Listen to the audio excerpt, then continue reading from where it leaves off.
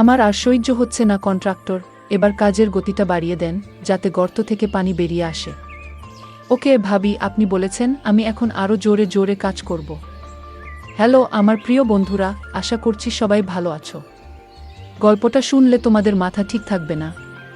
তো চলো দেরি না করে গল্প শুরু করা যাক। বন্ধুরা, আমার নাম তানিয়া আক্তার।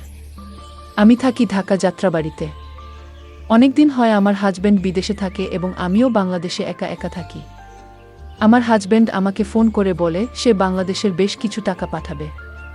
এই টাকা দিয়ে যেন আমি বাংলাদেশের সুন্দর একটা বাড়ি করি। পরে আমার হাজব্যান্ডকে আমি বললাম, ঠিক আছে, আপনি যা বলবেন তাই হবে। পরে আমার হাজব্যান্ড আমার অ্যাকাউন্ট নাম্বারে বেশ কিছু টাকা পাঠিয়ে দিল আর আমাকে বলল ভালো একটা কন্ট্রাক্টর দেখে বাড়ির কাজগুলো করার জন্য। কিন্তু আমি একটা মেয়ে মানুষ, একা একা এত কিছু কিভাবে ম্যানেজ করব? তখন আমি আমাদের বাড়ির পাশে একজন বয়স্ক লোক কন্ট্রাক্টরকে বললাম, আমাদের বাড়ির কাজ ধরব, এখন কিভাবে কি করা যায়? তখন সেই কন্ট্রাক্টর আমার জাম্বুরার দিকে তাকিয়ে তাকিয়ে বলতেছে, ভাবি বলেন আমাকে কি করতে হবে? পরে আমি সেই কন্ট্রাক্টরকে বললাম, আপনার চোখের নজর আগে ঠিক করুন। আপনার বাসায় কি মা বোন নাই? পরে কন্ট্রাক্টর আমাকে বলতেছে, মা বোন সবাই আছে, কিন্তু আমি এখনো বিয়ে করি নাই। সেই কারণে চোখ একটু এদিক সেদিক চলে যায়। পরে আমি কন্ট্রাক্টরকে জিজ্ঞেস করলাম, আমি আমাদের বাড়ির কাজ ধরব, এখন কত টাকা লাগতে পারে? তখন কন্ট্রাক্টর আমাকে বলতেছে, ভাবি আমি আপনার পুরা বাড়ির কাজ করে দিব, 1 টাকাও লাগবে না। তখন আমি শুনে অবাক হয়ে গেলাম, এটা আবার কেমন কথা? পরে কন্ট্রাক্টর আমাকে বলতেছে, ভাবি আমি আপনাকে খুশি করব, আপনিও আমাকে খুশি করবেন। তখন আমি অবাক হয়ে গেলাম, এটা আবার কেমন খুশির কথা বলতেছে? তখনই আমার মনে হয়েছিল কন্ট্রাক্টর মানুষটা ভালো না। তখন আমি সেই কন্ট্রাক্টরকে বললাম, আপনার মনের আশা কখনোই পূরণ হবে না। আপনি আমাকে নিয়ে যেটা চিন্তা করছেন সেই চিন্তাটা মন থেকে সরিয়ে ফেলুন, তা না হলে আপনাকে দিয়ে আমার বাড়ির কাজ করাবো না। একটা পর্যায়ে কন্ট্রাক্টর আমার পায়ে ধরে বলতেছে, ভাবি এমন কেন করছেন? একটু বুঝেন আমাকে, আমার অনেক কষ্ট হচ্ছে। তখন আমি কন্ট্রাক্টরকে বললাম, দেখেন আমার হাজব্যান্ড বিদেশে আছে, সে আমাকে অনেক বিশ্বাস করে, তার বিশ্বাসটি নষ্ট করতে চাই না। তখন বাড়ির কন্ট্রাক্টর আমাকে বলতেছে, এখানে বিশ্বাস নষ্ট করার কিছুই নাই, আপনার হাজব্যান্ড তো জানবেই না। একথা শুনে আমিও একটু চিন্তা করলাম, আজকে অনেক দিন হয় আমার হাজব্যান্ড বিদেশে থাকে, আমারও তো মন বলতে কিছু আছে, কিন্তু আমি তো কাউকে কিছুই প্রকাশ করতে পারি না, আমি একটা মেয়ে মানুষ।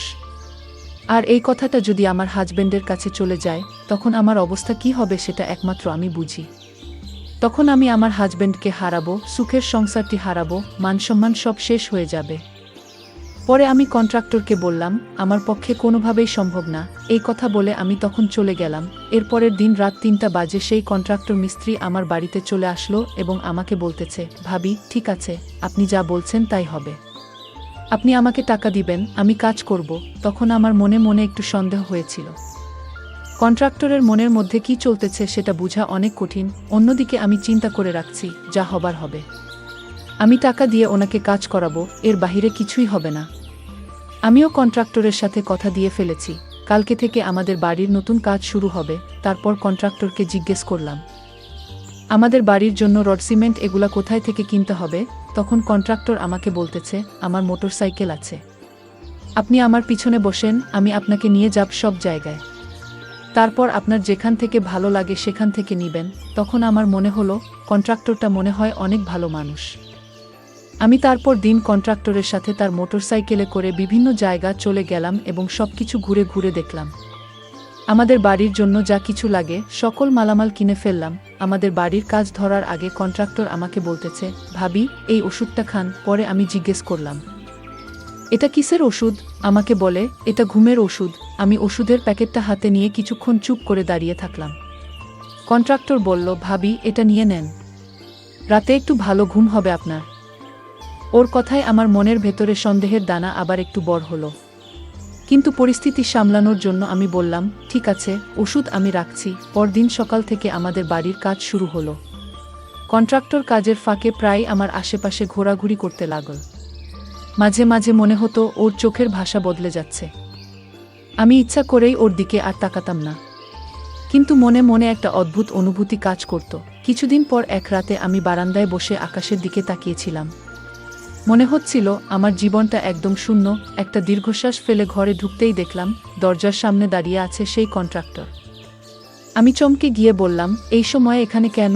ও চুপচাপ দাঁড়িয়ে রইল, তারপর শান্ত গলায় বলল, ভাবি, আমি শুধু আপনার একটু কথা শুনতে চেয়েছি। আমি বিরক্ত হয়ে বললাম, তোমার কাজ শেষ না হলে আমাকে একা থাকতে দাও। ও একটু এগিয়ে এসে বলল, আপনাকে দেখে মনে হয় না আপনি একা ভালো আছেন। আমি তো শুধু আপনাকে একটু সুখী করতে চাই। আমি কিছু বলার আগেই ওর হাত আমার হাতের উপর এসে পড়ল। আমার শরীরটা হঠাৎ শিউরে উঠল। আমি বুঝতে পারলাম আমার মনে কোথাও একটা বাধা গলে গলে পড়ছে। ওর চোখের দিকে তাকালাম, সেখানে অন্যরকম এক আকর্ষণ। আমি নিজেকে সামলাতে চাইলাম, কিন্তু অজান্তেই আমার হাত সরাতে ভুলে গেলাম। সেদিন রাতে আমাদের মধ্যে এমন কিছু হলো যা আমি কখনো কল্পনাও করিনি। পরদিন সকালে আয়নার সামনে দাঁড়িয়ে নিজের চেহারা দেখলাম। আমি জানি এটা ভুল ছিল, কিন্তু মনে হলো অনেকদিন পর আমি জীবিত। তবে এই জীবনের একটা মূল্য দিতে হবে। এটাই হয়তো আমার গল্পের শেষ, কিন্তু সেই রাতের স্মৃতি আমার জীবনে চিরকাল থাকবে।